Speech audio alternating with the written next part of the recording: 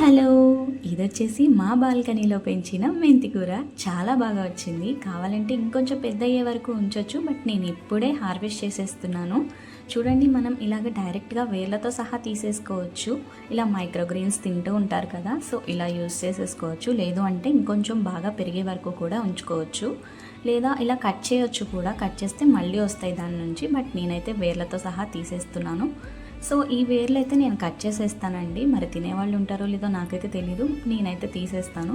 ఈ వేర్లను కట్ చేసేసి మంచిగా మనం పప్పులో కానీ మనకు నచ్చినట్టు మనకు ఏ కర్రీ వస్తే ఆ కర్రీలో వేసేసుకొని తినేయచ్చు అనమాట. దీన్ని ఎండబెట్టేసి కసూరి మేతి కూడా చేసుకోవచ్చు. సో నేనైతే ఇలా ఇప్పుడు హార్వెస్ట్ చేసేస్తున్నాను. ఇదంతా మనకి ఒక మంచి థెరపీలా ఉంటుందండి. ఒకసారి ట్రై చేసి చూడండి. మనం మొక్కలు పెంచడం, దాన్ని కాపాడుకోవడం, దాన్ని హార్వెస్ట్ చేసుకొని మనం వండుకొని తినడం అనేది చాలా బాగా అనిపిస్తుంది. నాకైతే అలానే అనిపిస్తుంది అనమాట. సో ఇలాగ నేనున్న మెంతి కూర మొత్తం తీసేస్తున్నాను. దాని రూట్స్ అయితే కట్ చేసేసి ఇలా ఒక బౌల్లోకి తీసేసుకుంటున్నాను.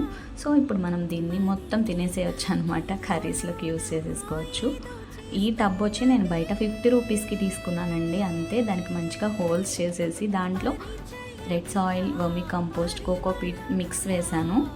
ఇలా వేసేసి పెంచుకోవచ్చు. నేను కొన్ని వీడియోస్లో చూశాను, ఇసుకలో కూడా పెంచుతున్నారు, బట్ నేనైతే ట్రై చేయలేదు. నేను ఇలాగ డైరెక్ట్గా రెడ్ సాయిల్, కోకోపీట్ ఇంకా వర్మి కంపోస్ట్ మిక్స్లోనే వేసేసాను అనమాట. దీన్ని ఎలా గ్రో చేయాలి ఏంటి అనేది నేను నెక్స్ట్ వీడియోస్లో చెప్తాను.